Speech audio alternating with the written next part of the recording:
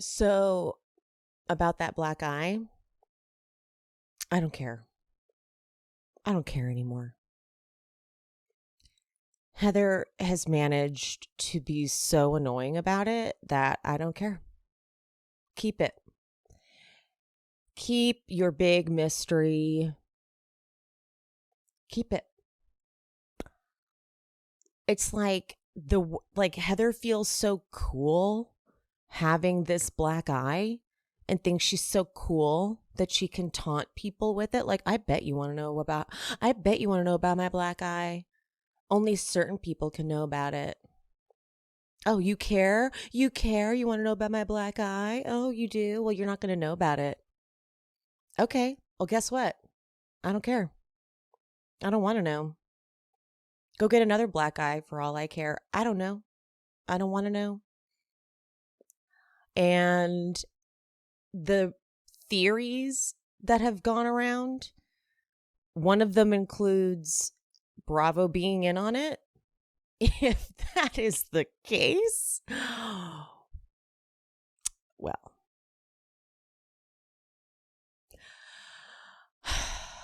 I debated just skipping this week's recap because the episode was so pointless, like literally pointless, truly. But I kind of feel like I want to drag the hell out of Heather. Yeah, I do. So without further ado, let's get into this. Here at She Speaks Bravo, we believe that Bravo TV is a great form of self-care and therapy. Look at me. I've been using it for over a decade, and I am a complete mess. Oh, that's me, by the way. I'm Emily.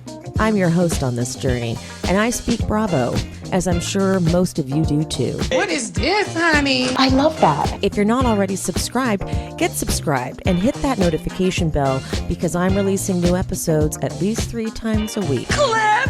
You fool! That's my opinion! I talk Bravo, I talk true crime, and sometimes I talk a little scripted. So whatever you're here for, I hope you enjoy the show. We pick right up with Whitney saying, "How did you get a black eye?" And Heather has the nerve to go, "I have a black eye? And did you not just want to throw something at your TV?" I mean, this is the least cool way to handle something, but I think Heather feels really fucking cool. Heather's like, "I'm so badass. I have a black eye. Like, I'm so cool." I'm starting to think this wasn't something violent. Because if this was really something she was truly ashamed of, like, I really don't want to talk about it because it's really, really scary and I'm protecting my abuser, she would stop talking about it. But she keeps including Jen in on it because she's like, "We are trying to figure out what happened." Pointing to Jen. "We have some theories. We've run through scenarios." Jen doesn't say a word. Jen doesn't make eye contact with Heather when she's doing this. She makes sure to avoid eye contact at all costs. But that ends. And Dana, I said this earlier in the season. I get that it's going to be a really tough task to be the person who comes on this cast as a new girl, like very new to the group. Angie K is not new to the group. She's known a bunch of them for a lot of years, including Jen. Dana is very new to the group. She's kind of like infiltrating the group, it turns out. And I just don't care for her personality. It's not her fault. It's just how she is. she's just not my cup of tea. However, this is not an easy thing. It's easy to watch someone do this. It's not so much easy to do it, to literally be sitting at a dinner and be like, so Jen, I know we had a good day today and I know it seemed kind of cool. And Jen's like, this is like so Jen's like, yeah, I trusted you with my life. I let you drive me around in a go-kart, which is very, very like mind fuckery, manipulator, very cult-like kind of shit, which is what they've all had to go through. They've all been inducted into the Jen brainwashing cult mentality. But Dana very clunky with this, very clunkily, that's not a word, but she brings up that, and she doesn't lead in with this. So she, instead of saying, I just want to explain why I've maybe been really closed off. She doesn't say that first. She goes, but the thing is, I know someone who worked for you and they pleaded guilty and now they're an informant. Whoa. But then she tries to say, I'm just explaining that this is why I haven't felt super comfortable with you and being around you. This is why I have a wall up. Okay. It maybe would have been a more interesting segue to say, look, you know, I know that there's been tension with us. Today was a good, maybe she did lead in with that. She's just got a weird delivery, but this was like, there was no easy way to lay this down. Like, this was something you don't lay on the table and have it go over well. Okay? And it's also tough for the rest of the group because the rest of the group has had to pretend like this doesn't exist for the sake of their own safety, because Jen is so scary. So obviously, Jen's like, check your source. In the Constitution, you're innocent until proven guilty, right? Okay. You know, okay. So she gets up, Heather follows her, and Dana says, you know, what we're all thinking as viewers, right? You all know this is going on and you don't say anything. Now, what's weird to me is Angie K says, and I quote, I brought it up too, and look where it got me. What exactly does she mean? Am I forgetting something? Like, what exactly did she bring up about Jen's case on camera to Jen's face? She's brought up in confessionals that she's like, I'm trying to remember, but she brought up in confessionals that she's been conned, just like other people have been conned. But she didn't say that to Jen, did she? They might have edited something out, but I don't really think, Angie K, you haven't done what Dana just did, which is use the word informant. You use the word informant, dude. That's a lot. So Whitney explains, like, this is the dance we do so as to, you know, not make her freak out. And here's Meredith, because Meredith's still at the table and she realizes this is not my alliance. This group here, nope, I'm with Jen and Heather. That's right. And she goes, Angie, thank you. I think I'm kind of done. It's kind of been enough for me, if I'm honest. And then she like bounces off. She does her little bounce. And I'm finished. Okay, I'm finished. And Meredith will bring this up again later, but in her confession, she's like, if I'm a guest on somebody's trip, that's the last thing I'm going to do. And she will bring this up later. Both Heather and Meredith have reminded Dana that you are a guest, so don't. Okay? Jen says that she's like, I don't even know Dana besides the fact that she has gray hair. And then they show Jen very rudely bringing her, Dana, a box dye earlier to dye her hair. That is so fucked up. First of all, box dye, get that shit away from me. Second of all, she's clearly intentionally letting her hair be natural. Ugh. So Dana says that her source was fully aware of what they were doing when the allegations came down. And she's saying what we're all saying, right? No one is going to go that hard if she's innocent. I'm not saying that she's guilty, but this is all happening on camera. So you've got Lisa, Whitney, and Angie K is new. So I'm really not including her in this, but Lisa and Whitney have been here since the arrest on camera.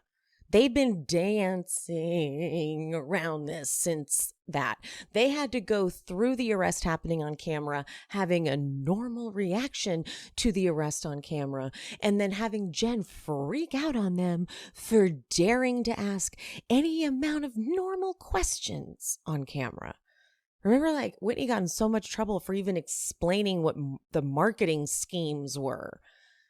So they are freaking out. So Whitney goes, what happens if Jen is proven guilty? And I want her to be like, don't worry about it because she'll be going away. Angie and Lisa play it completely safe. They're like, well, let's just not even go there until it happens. But Whitney's drunk at this point. It's late too. When they show, it's like 3 a.m. And Whitney goes, if she's proven guilty, then I will probably have to sit across an awkward conversation, but I'm willing to go have a conjugal visit. And Lisa's like, it's not a conjugal visit unless you're going to hook up with her. And then Whitney's so drunk. This reminds me of earlier in the season when she was all wasted telling Lisa about the rumors that whole night in Arizona. And so Whitney's just said conjugal visit. She said it.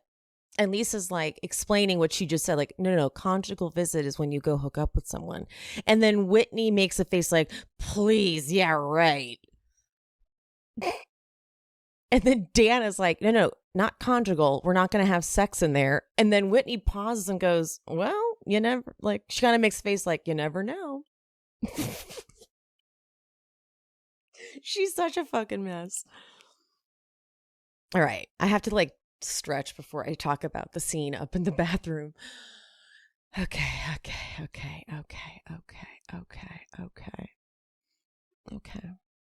Here we go. Everyone take a deep breath because this is I couldn't believe this. Okay. Heather goes, you know what would shut him up? Tell them, let's talk about how Heather really got that black eye. I swear to God, you guys, I almost turned the TV off or changed the channel. I don't turn TVs off. I changed the channel because, I love TV. But I was like, no, she didn't. I'm going to kill you. I can't believe you just did this. But my favorite is there's Meredith trying to be a part of this trio because this is her alliance, and she's not included. She doesn't know what's happening. Jen does, obviously.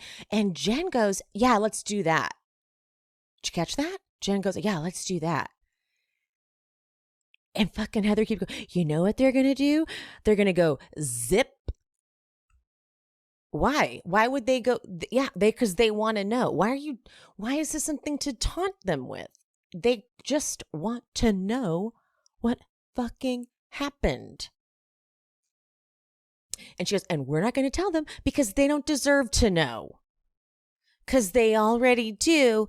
And they just want us to say it out loud. Oh my God. What is her fucking?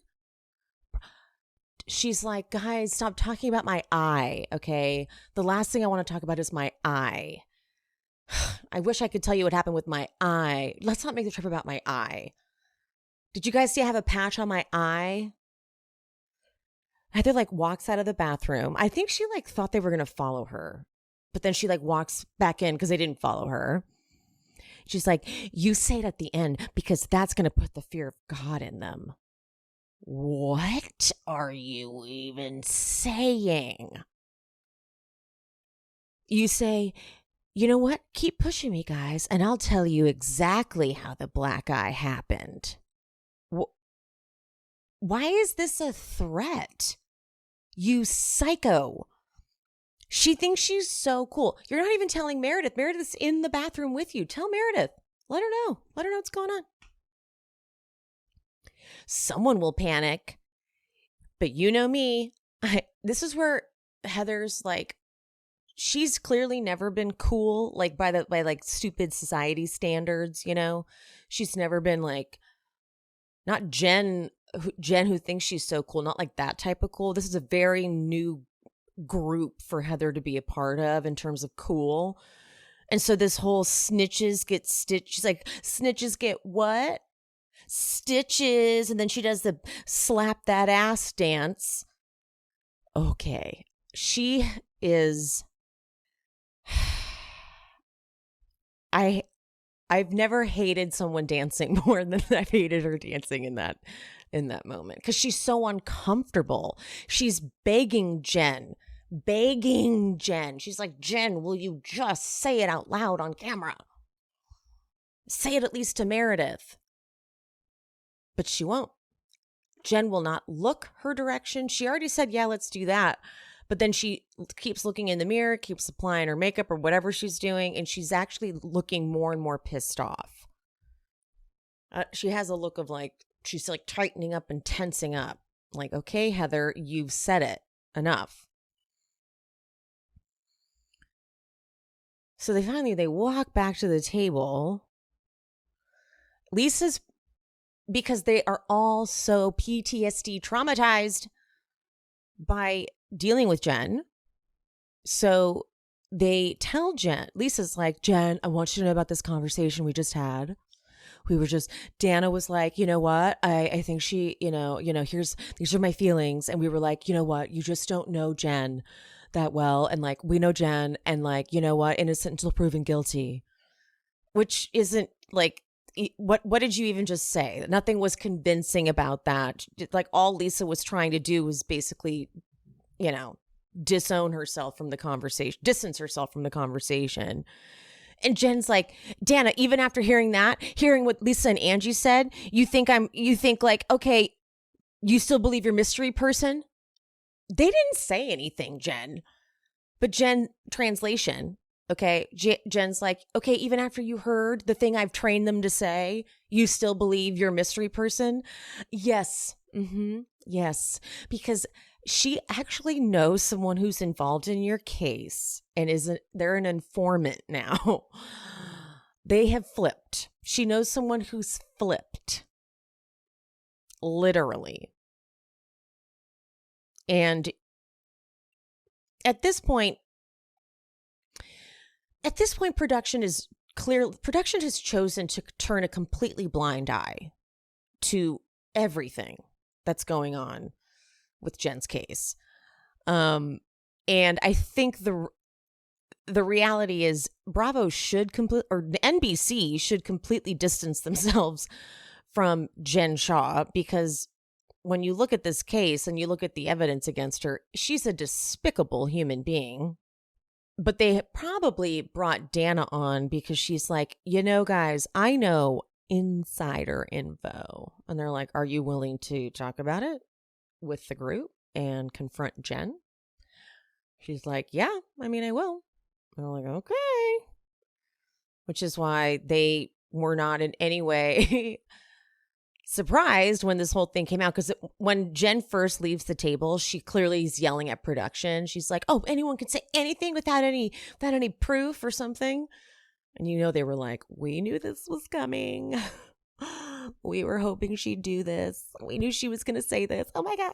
Like, you know, that she was interviewed and tested for the show a bunch of times on camera, Dana. I bet they were like, God, she's boring, but she does know this informant. So we'll bring her on. Which is why at these dinner scenes, Dana has kind of abruptly caused drama They're like, this is your one point of being on this show, so you better deliver. And she has. She has definitely created drama. What would this season have been without these scenes? And this San Diego trip, my God. So Lisa's like, you guys, it's 4 a.m. She's like, I have to get ready for my flight because she probably has to leave in like an hour. And Heather goes, I love you. Which I'm like, excuse me? And even Lisa's like, I love you too. And then what does Heather do? She goes, do you want to wear this on the plane? Pointing to her eye patch. Pointing to her eye patch because she needs everyone to constantly talk about her fucking eye. But then when you ask what happened to your eye, she will say, I don't want to talk about my eye. Then she's like, I'm going to make this my Tinder profile. And again, Jen is like, I'm not fucking looking at you. I will not acknowledge you when you talk about your eye. Fuck. God damn. All right, we're finally done with San Diego, for crying out loud. Tell me anyone else, was anyone else so confused when the random little fly fishing or fishing moment was Lisa Barlow and John Barlow? I was not expecting that at all, but it was hysterical. Because Lisa's like, oh my God, I got it. I got the fish. And she's like holding it in her hand. She's like, okay, I did it. We're done. I'm never doing this again. Okay. I did it. Meredith is at home with Chloe and Brooks, and tonight's the ADR fundraiser. Brooks is stressed, you guys. Oh my God. People spend years preparing for this. And I like that Meredith's like, I don't know if it's years. He's like, okay, maybe like months. He's like, no one in this family understands the stress of running a business while finishing college. And then Meredith's like, really? Because I did it. Anywho, the eyewear going on between Chloe and Meredith is very interesting. I'm hoping they had a very, just very like serious discussion. Like, I'm going to wear intense eyewear, so let's both do it. Otherwise, if this is coincidental, okay. Lisa's gonna come. It's silly to me that in any way like this is considered a bad thing later, but Lisa's bought a ticket. She's supporting the charity, and Meredith's like, don't worry, if she talks to you, I'll come save you. And Chloe's like, tell her you need to come rescue your garbage whore daughter. Oof, rough. It's got to be rough. No matter whose side I'm on in the situation, we know which side I'm on. But it's not easy to hear your mom called those things. Or yourself, because she did talk about her kids. Yeah. I mean, it's reality TV. So period, end of story. Housewives has been brutal for a lot of the kids. I always forget about that factor. If you, like me, have set these 2 goals, eating better and saving money on food, HelloFresh is your answer. HelloFresh delivers pre-portioned recipes to your door. And the key word in there for me is delivered. For some reason, I really like food being delivered to me. Because even if I go to a grocery store, I still end up ordering delivery. But also, here's the thing about a grocery store. When you find a great recipe online, do you ever realize, oh, now I have to buy a whole ingredient, like a whole bottle or a whole bag of an ingredient that I may never use again? That's why HelloFresh is so good, because HelloFresh, everything's pre-portioned. So if you need some funky ingredient that you're never going to use again, but it's for this cool Thai dish that you want to make, that's where HelloFresh is perfect. So you kind of feel like an amazing chef, but everything's just pre-portioned. You just follow the recipe card. It's laid out in front of you, super easy. And you get to pick from things like Calorie Smart, Carb Smart, or if you don't want to do any of that, you can do things like the winter special recipes that are seasonal. You feel real sexy when you cook a HelloFresh meal, I gotta tell you. I don't like cooking. This is just, it's not my happy place. Everyone tries to give me tips on how to make it better. I don't care. It's just not where I flourish. But I like HelloFresh because you pull out the recipe you want to make. It's all in a bag, labeled. I love a label. And then you take out the recipe card that pertains to it and you just follow it step by step. But like the obsessive controllingness inside of me loves it because everything's pre-packaged, right? So you get to lay it all out perfectly. And then when it's that ingredient's turn, you just take it out and you use it. And then when you're done, you throw it all away. Oh, it's real good. And then when you're done, the recipe is actually like a legit recipe because I didn't make it. The chefs over at HelloFresh figured it out. I just put it together like Legos kind of, except, I'm cooking it a little bit, but then they tell you how to cook it.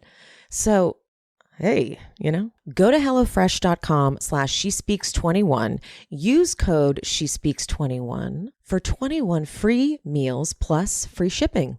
That's HelloFresh.com/SheSpeaks21, code SheSpeaks21. HelloFresh, America's #1 meal kit.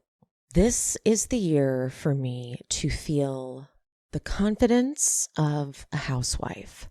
And that means I deserve to feel good all the time. Morning, noon, and night. From my hair to my skin to my body. And I'm going to do that using game-changing products from Kitsch. Kitsch co-signs the confidence of a housewife. No matter what your budget is, though, no matter your hair type, your skin type, they think you deserve to feel good all the time. They are queens over there. They started in 2010 selling hair ties door to door. And now they're in over 20,000 locations. Self-funded, female-founded. Work. Okay? Work. Some of Kitsch's most popular products include their satin pillowcases, caps, and eye masks. And this satin is vegan and cruelty-free because remember, silk is made by silkworms, which is gross now that I think about it. But I use these pillowcases every single night. I don't use any other pillowcases. I even tried to use some cheap knockoffs a few years ago. Not the same. Kitsch's, they are the best. They're so soft. They're preventative. They prevent damage to your hair, which helps when you have to grow out a bad at-home haircut. I wouldn't know, asking for a friend. And also, it helps prevent wrinkles. Once you start getting them, you can't prevent them. So preventative to all my 20-something queens. They make shampoo and conditioner bars, something I don't think about till I go to throw out my bottles. But bottle-free beauty is so much better for the environment. This is the biggest one. They have these heatless satin curling rollers. Say goodbye to heat damage. There are literally TikToks of people throwing out their $600 curling irons for these. And the best thing is the price. They are a fraction of that. They're $18. Get out of here. Kitsch, of course, has the quick drying hair towels and their classic scrunchies and hair ties, plus so much more. Again, I use their pillowcases every single night. I also only use their scrunchies for hair ties. I don't use any other hair ties. I am kind of a Kitsch obsessed human being. I found them years ago when I was searching how to grow out a bad haircut. Found Kitsch, never looked back. Right now, Kitsch is offering 30% off your entire order when you go to mykitsch.com/shespeaks. That's right. 30% off anything and everything when you go to mykitsch, spelled mykitsch.com/shespeaks. One more time, mykitsch.com/shespeaks for 30% off your entire order.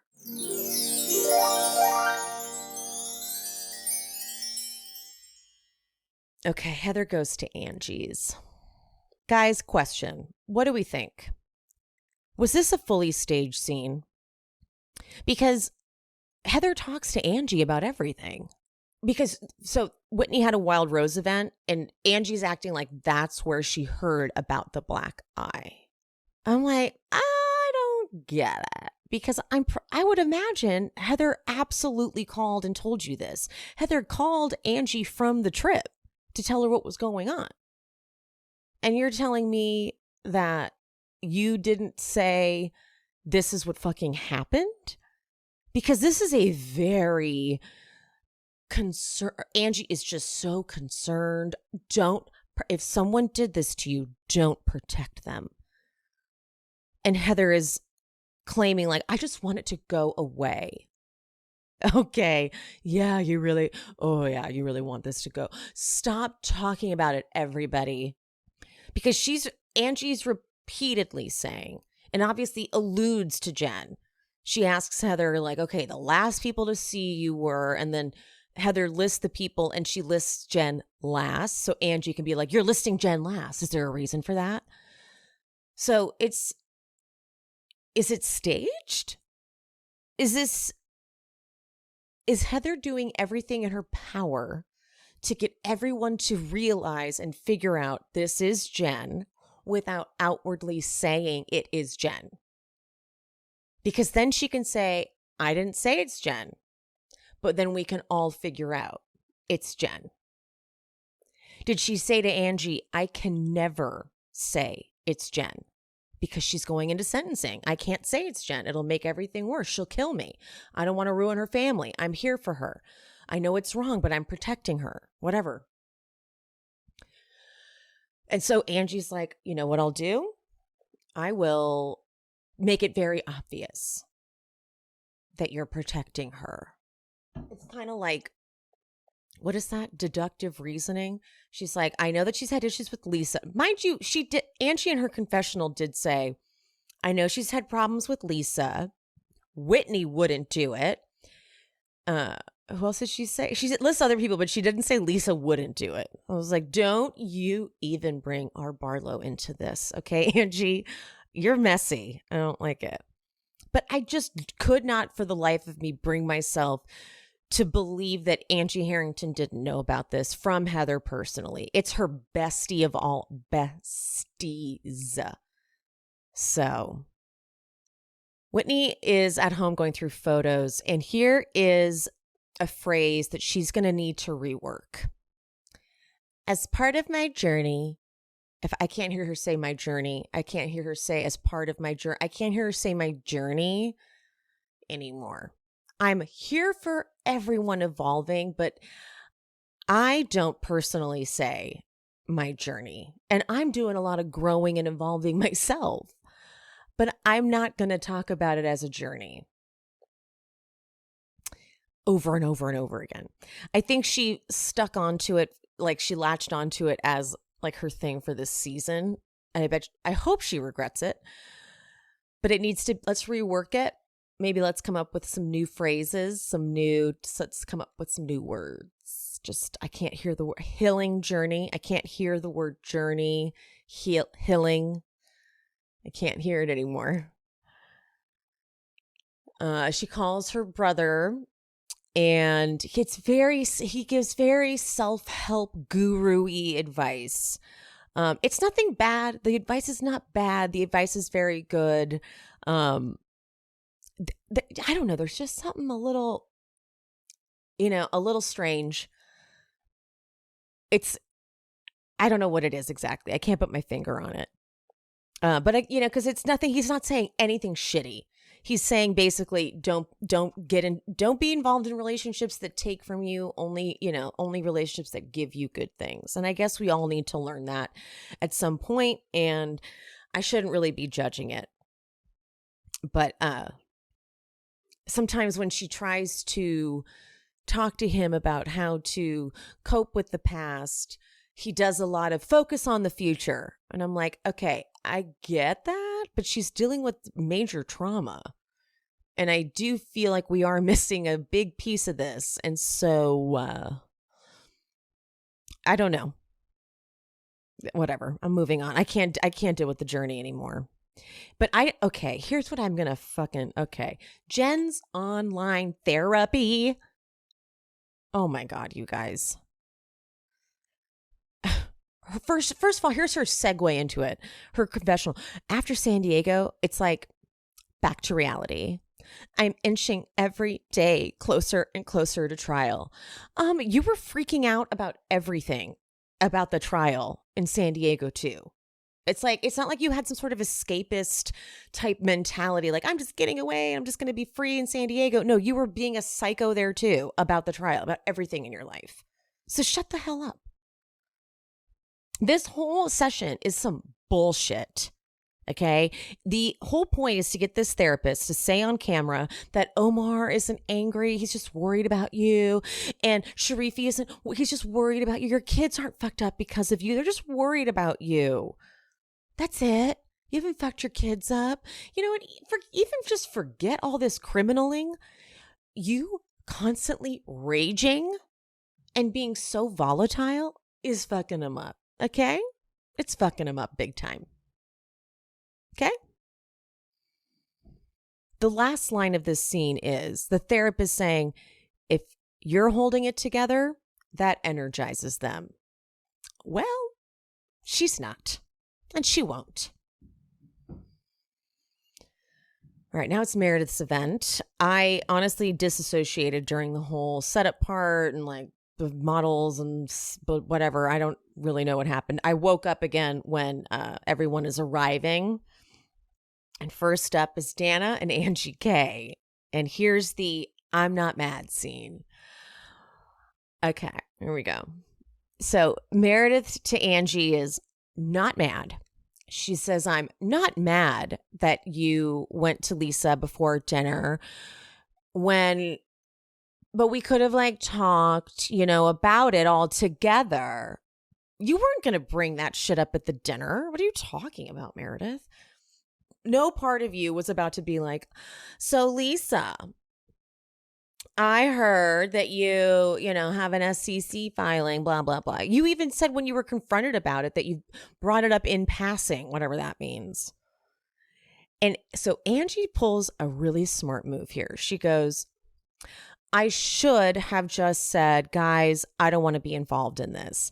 So this was a smart move because instead of apologizing to Meredith for doing something Meredith didn't like, this freaks Meredith out because what she's doing is she's saying, I shouldn't have been talking shit about Lisa with you guys. And see, Meredith never wants to own that she's messy. Meredith is always perfect. I don't get involved in drama is her thing. And so Meredith goes, I'm not mad. Like, I'm moving on, but it's noted. And Angie goes, if anything, it speaks volumes about me not wanting to be in the middle of a negative conversation. And Meredith thinks that this is in some way, some like insult or some sort of, I don't know what she thinks is like a threat, maybe. She's like, okay, so noted. None of us should ever speak negative about anyone around you. Okay. What she's saying here is like, you're not in the clique. Okay. Angie, Angie's not, she doesn't give a shit if Meredith likes her. She just goes, I get it. She doesn't go, I'm sorry. She doesn't say, not sorry once, by the way. Meredith again goes, I'm not mad, but there are just irritations and these are just irritations and we can voice them and we can move on. I mean, and honestly, that to me is not even speaking negatively. That to me is discussing a public document that is an SEC filing. So it's not like I'm gossiping. And she says it just like Lisa Barlow mocked and imitated her at the dinner. Gossiping. That's exactly how Lisa Barlow did it.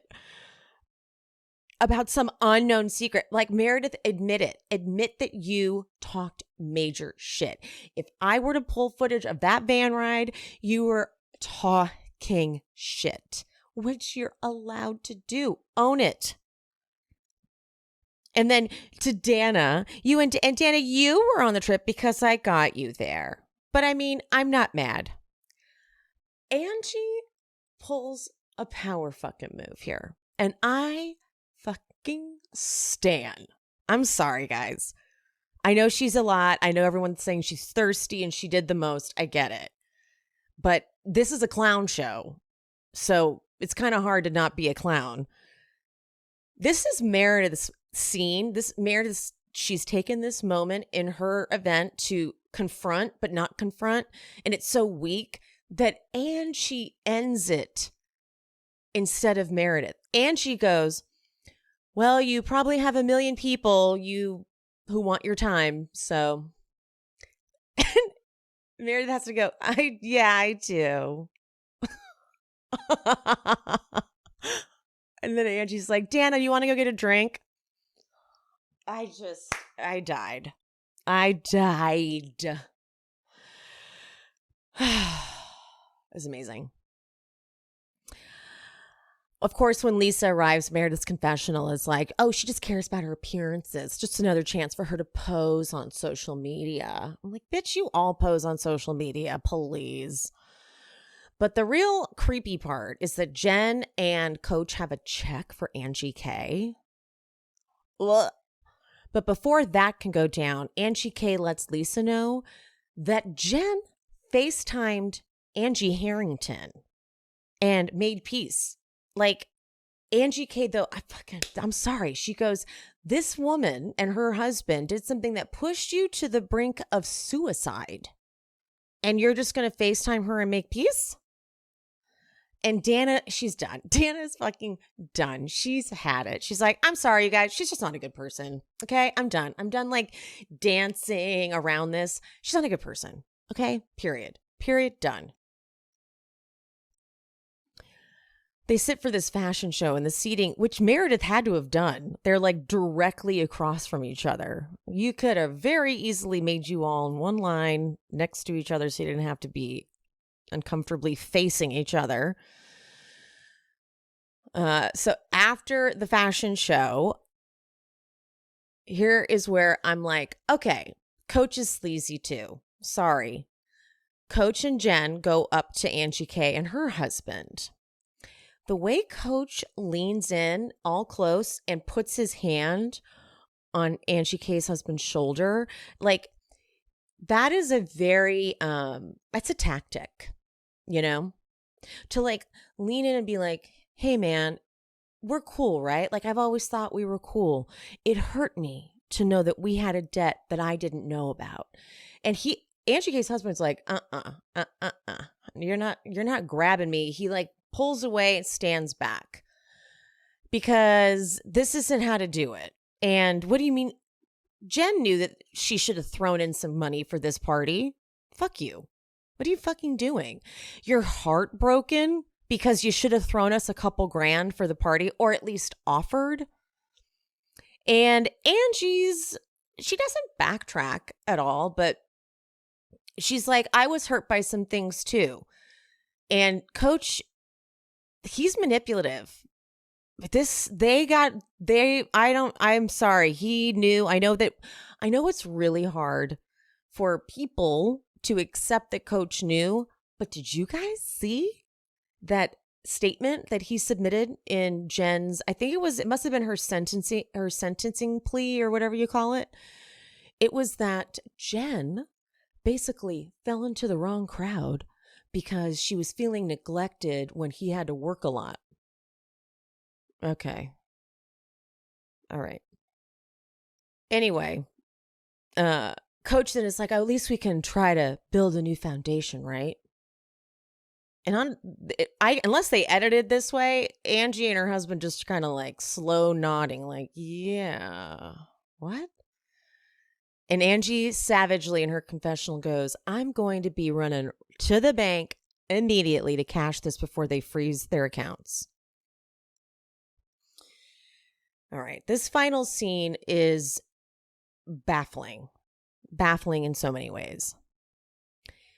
Heather shows up. Heather goes to Whitney's house. Now, a conversation had to have been had. Okay. Like, hey, you want to film a scene with Whitney? Hey, you want to film a scene with Heather? Sure. I don't know what objective they were told the other one had. But it's sad because Heather knows Whitney so well that she knows her kid. So she says, happy birthday to Bobby. And then it's like, okay, what do we do? So they go outside and they talk by the fire pit. And Whitney leads with, I'm really worried about you. I've been worried about you since San Diego. And I was like, oh, really? This is an interesting start to this because you guys have had so many issues that she isn't going to respond well to this. So then Heather responds and goes, I had no idea you cared. Shut the fuck. I had no idea you cared. What do you mean? She's been crying. She's been trying to explain to you what's going on. I cannot. And so the whole friendship break thing was actually not Whitney's term. It was just something Jen said. It was like Jen's interpretation. And it sounds worse than, I think Whitney had said something like, I just set some boundaries and it's kind of tough because I miss her. And so Jen's saying, well, she said she's on a friendship break with you. And so now they're like running with that. And Whitney's explaining like, it was just me processing. I realized like I was chasing you down. And Heather goes, you have not been chasing me down. You don't even know what happened to how I got my black eye.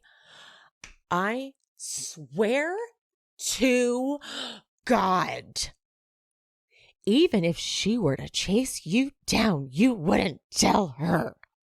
Okay, so don't. Oh my God, I can't even handle this. Even if you were to chase her down, she wouldn't tell you. She's dangling this in front of you. Oh my God. So then Whitney's like, do you really not remember? Because first it was, oh, I don't remember. Then it was don't, if someone knocks on your door with some strange knock, don't answer it. And then it was this, and then it was that. And then as she's listing all the dumb shit Heather said, Heather laughs. She giggles because it's so cute. She's so funny. This silly little black eye thing. She's so funny. And Heather's like, why? Whitney's like, why are you laughing? And Heather's like, it's funny just because it's all true. Oh, I just. Whitney says straight up, did someone do that to you? And Heather says, I don't think we should even be having that conversation right now. Oh, really? Really? Okay. So what did you come here for? What was your objective? Heather does confirm. Heather then goes so far as to say, other people know, Whitney, but you don't. You don't know. And Whitney goes, why don't I know? Oh, because I was on a friendship break. She like taunts Whitney with it. Because you decided to put me on a friendship break. This is like, Heather literally took me back to high school freshman year. And I mean freshman year. Stephanie, I remember her. She was a terror first it was just to me. And then I had to like vacate that friend group. And then eventually she did it to everybody, that they all left. And they were like, Emily, you were right. I'm like, oh my God, I never thought that would happen. But this was like, Heather is bullying everybody with this black eye. This is so manipulative. I was on a friendship break. No, she said you hurt her feelings. You haven't listened to her. And I'm going crazy. This Heather is now Heather gives this monologue. Okay.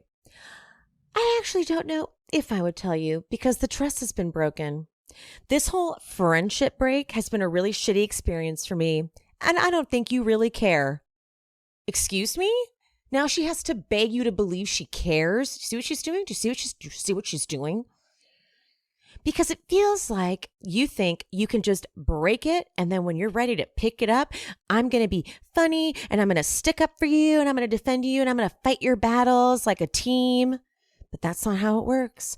When you break something, it's broken, and it's never as strong as it was. Her version is that Whitney sacrificed their friendship to be with the cool kids. God, your insecurities are insane, Heather.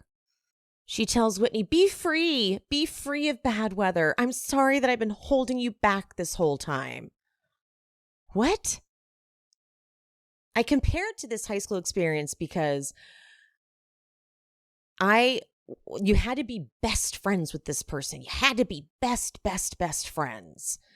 And if you were caught, I put that in quotes, caught talking to someone that this person didn't like for whatever reason, they would say, oh, I saw you talking to her. Do you like her now? Is she your new friend? No, she's just in my class. And like, maybe I do like her. I don't even know why you hate her. Oh, okay. And it was a betrayal. Now, granted, Whitney did do some shit. She did expose some secrets without double checking with Heather. Like, are you cool if I, tell Lisa what the fuck's been going on? I still subscribe to the idea that Whitney was trying to stop the Lisa takedown from happening, and she just did it wrong. And no one else was on board with that. Everyone else was like, no, we still want to take Lisa down. So can you knock it off? Anywho, this conversation went absolutely nowhere. This was a pointless conversation. Heather's like, I'm not going to tell you about my black eye because you don't deserve to know because you don't even like me anymore. And Whitney said nothing. So end of episode, fucking pointless. Next week, we find out that Angie K's like, well, rumor is they were in there freaking getting it on, and then something didn't go so well, and a black eye happened, which if you saw Face Reality 16 on Instagram, her theory is that there was a sexual escapade and a black eye occurred just due to, things that happen in the bedroom and you don't notice, like maybe like someone knocked into someone's eye and you're drunk, you don't realize how bad it is, and then the next day you're like, fuck, I have a black eye. Then they're in New York, Jen, Heather, and Meredith. And Jen's like, Stuart fucking played me, because she's going to find out all the things Stuart said. Then Meredith and Heather realizing, fuck, Jen is guilty. But to this day, Heather and Meredith are still by Jen's side. So, wow. I can't wait for the season to be over. I was like bummed out that they were slated for next week and another 2 weeks of episodes, and they chopped because next week's the season finale. So they chopped 2 episodes, which is a bad sign, because when you think about it, ad space has been purchased, etc. And mind you, they can probably move the ads around, but still.